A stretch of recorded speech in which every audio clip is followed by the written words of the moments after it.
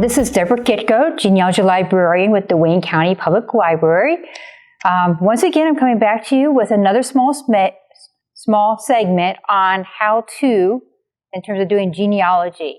Today, we're going to talk a little bit about something called the research plan. Now, this may be a term that a lot of you may not be familiar with. In simplified form, the research plan is more or less like a to-do list. It can be as simple as just a listing of obituaries you need to do a lookup for, or it can be a lot more complicated in terms of when you're trying to resolve an actual major concern or a major problem within your genealogy. We're going to look at more of a simple research plan to give you as an example today. Some of the items that you do want to include on a research plan would be the ancestor's name, the one who you're doing the research on, and the objective that you're trying to reach with this research plan. Now, this research plan actually assists in helping you stay on target. As you well know, doing genealogy, it's easy to get off target. You find this little bunny trail and you keep wanting to hop down this bunny trail, and before you know it, you're 2 hours into your research and you have now forgotten what you had originally planned on trying to find. So a research plan can actually help you stay focused and stay on target in terms of what you're trying to find. So you want to include the ancestor's name, the objective that you're trying to find.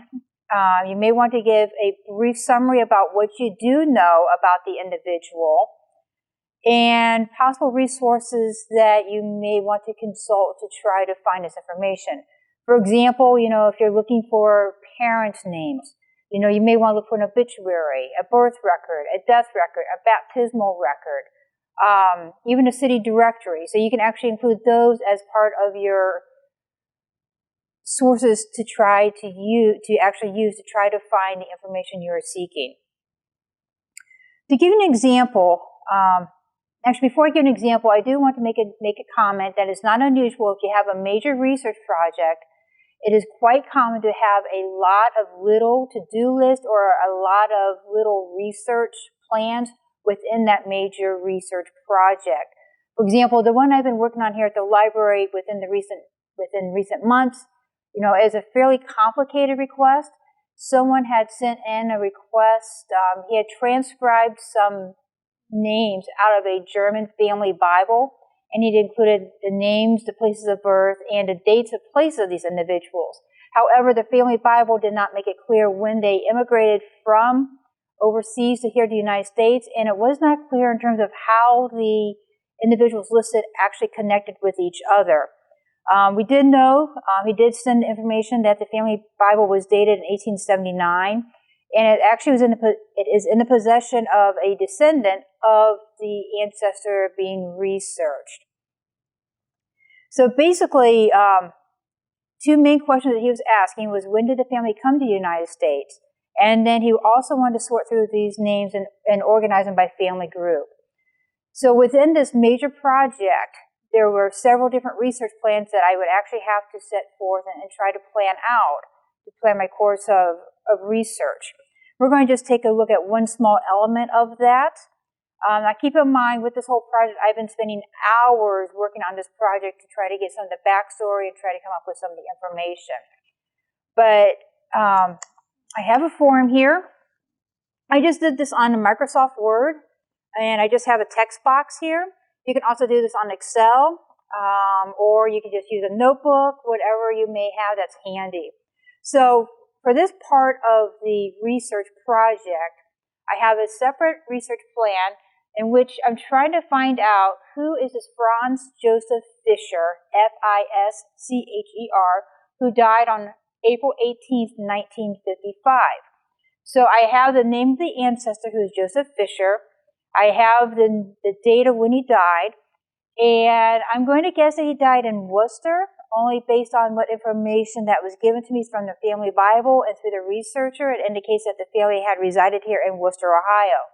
So two of the main sources I'm going to start with on my list would be the Worcester Cemetery book that we have and an obituary for Joseph Fischer. So I could use the R.B. Hayes to try to find out if there is a Fischer listed in our index, and I'd want to look underneath both spellings, because I've seen it spelled as Fisher, Fischer, and Fisher, Fisher. And I know that he actually died in 1955, so at least I have a year to go on. And I listed that the repository I want to use is here at the Wayne County Public Library, only because it is Worcester, and this seemed to be the most likely place in order to try to find this information. So the top half here is the basic research plan. Very simple. There's a lot more complicated ones, and I'll give some examples of some other complicated ones on our wiki page. The ones down below is an expansion of the first one above. So this one actually includes the sources that I've checked, and I usually include the date. I did not include the date on this one, but these are done May 2020 and June of 2020. So the main source I checked was a book that we have here. It's called Worcester Cemetery, Worcester, Ohio, 1852 through 2003. More than just tombstone readings.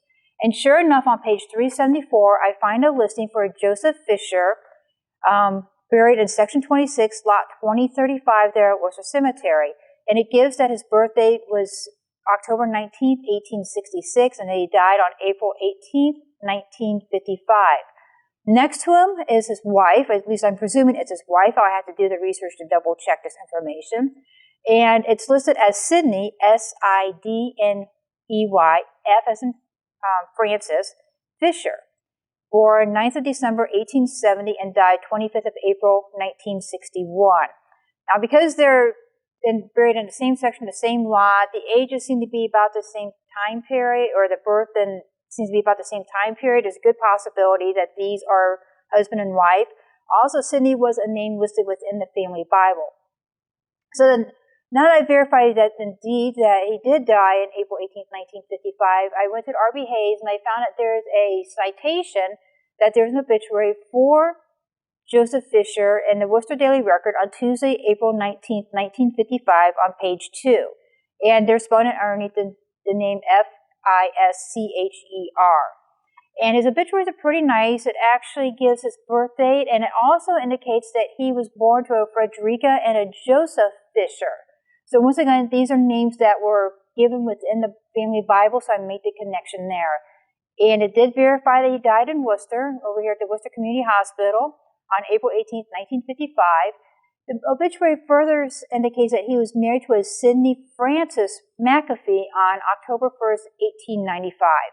And the obituary includes that there are two survivors, Mrs. Roy W. Miller of Worcester and a Mrs. Frederick L. Woodbridge of Cincinnati. So for this segment, I've now completed this research plan. I can check it off, but now from the result of my searching, I now can form a couple other research plans. So for example, my next step would create another research plan to further my search on Joseph Fisher to try to recreate that family group. So I'd want to look at U.S. Census Records. I would like to verify that his marriage date given in the obituary is October 1st, 1895 is correct, so I'd want to look at the marriage records here. And I'm going to start with Wayne County because they seem to have a long history residing here in Wayne County. And I may also want to look at city directories.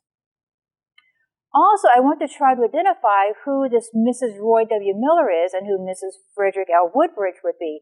So the census records can provide me some given names for these individuals, but I will probably want to create a separate research plan for Sidney Francis McAfee, who's the widow, a second research plan for Mrs. Roy W. Miller, who's a daughter, and then another research plan for Mrs. Frederick L. Woodbridge. And I just followed the same procedure. So I set an objective in terms of what I'm trying to verify or what I'm trying to find. I list the possible resources and the possible repositories I may want to go to try to locate those. Now, the research plan, you may say, well, this is just more time consuming. It's I just wanted to do the search. I want to, I have it in my mind mentally how I want to proceed with the research, etc. I'm going to really encourage you to use a research plan, or in the very least to do a to-do list. This way you can keep track of what you're doing. This also helps you keep track and helps you provide documentation for your resources. And we're going to talk more about correspondence logs and research logs here in the next segment. So I do want to encourage you to try to do the research plan. They can be as simple or as complicated as you want them to be. You want to try to be as specific as possible. It's best to have a specific objective and do several different research plans than to have one overall research plan saying, I'm trying to find everything I can on Joseph Fisher. So just break that down. So you may want to have a research plan in terms of, to verify that his marriage date is 1895 and to prove, where he was married. You may want to, have one indicating, try to create the family group sheet to try to figure out what the given names are of the two kids. So this is just an example of doing a research plan. And like I said, I'm going to actually post a couple samples of research plan on our wiki page. If you go to wiki.wcpl.info, go into, this is into the Wayne County, Ohio Online Resource Center. And over in the left-hand corner, I have created a tab or a link that goes to classrooms. So I've actually added a lot of the supplemental information to the classroom documents. Once again, you can find this on our department's website. So go ahead and plan on trying to do some research plans. Start simple, and then if you have a very complicated problem, go ahead and try to do a research plan to address that complicated problem. For now, happy researching, and hopefully this helps in terms of not hopping onto a bunny trail and leading down to a den that you don't know where you're at after you have searched for a couple hours. So I'll talk to you later. Bye.